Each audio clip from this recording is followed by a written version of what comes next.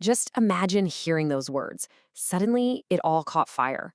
That's from a witness describing the exact moment a party turned into an absolute inferno.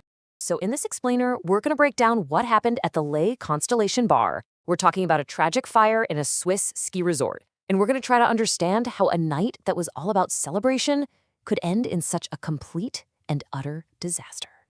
And that really is the big question here, right? So, to get to the bottom of it, we're going to walk through the timeline of what happened. We'll look at the heartbreaking human cost, and then we'll follow the urgent search for answers that's happening right now. All right, let's set the scene. Our story starts in this really popular Swiss mountain resort, Crans, Montana. A big celebration was underway, and everything seemed perfect. Just try to picture it for a second. It's 1:30 in the morning on New Year's Day. The countdown is over. The energy is absolutely electric. This bar, La Constellation, it's a super popular spot for skiers from all over Europe, and it is just packed, mostly with young people, all there to ring in the new year. But, in just a few seconds, that whole scene, that whole party, it was about to change forever. And I think the speed of what happened next is one of the most shocking parts of this entire story. So, what started it all? Well, investigators think they've found the initial spark. The prosecutor says the evidence is pointing to those fountain sparklers. You know the ones. Sometimes they call them Bengal lights. They were apparently stuck on top of champagne bottles as part of the whole New Year's show. And using cell phone footage and what witnesses saw, the prosecutor laid out what happened in 3, frankly, terrifying stages. It all started with a rapid spread, which then almost instantly became very rapid. And then boom, it turned into a widespread conflagration. I mean, that's just a technical term for a massive, out-of-control fire. This progression just shows how unbelievably fast the flames took over the whole place. There was basically zero time for anyone to even think, let alone react. And with that speed came absolute chaos. I mean, listen to this account from someone who was there. It's just harrowing.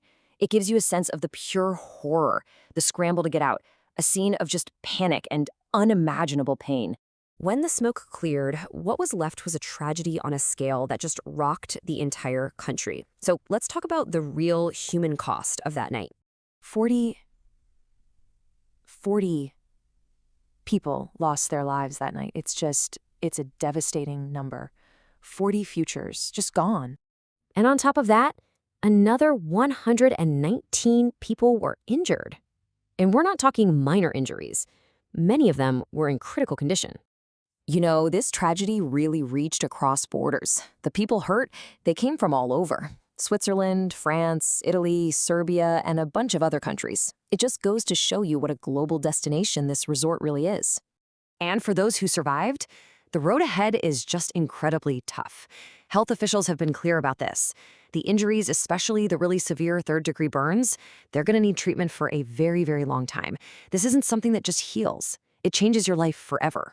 So, after a disaster like this, everyone's focus immediately shifts to one single question. How? How could this possibly have happened? Okay, so the official investigation is zeroing in on 4 main things. First, what was the bar made of? Were the materials flammable?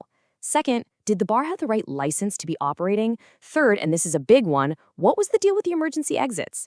And finally, was the place just dangerously packed with too many people? Right, so on that first point, the building materials, that seems to be a leading theory. A fire expert pointed out that the soundproofing panels they had on the ceiling, those things can burn incredibly fast. Which, if you think about it, would explain how the fire became that widespread conflagration we talked about so quickly. And then there are the exits. This is getting a lot of scrutiny. So many survivors have said the same thing. The party was in the basement, and the only way in or out was a single narrow staircase. I mean, that sounds like a potential disaster waiting to happen, and it's definitely a huge focus for the investigators now. So you have the investigation, but beyond that, this disaster just left a really deep scar, not just on a small, close-knit town, but on the entire country. And you can really see the scale of the grief in the official response.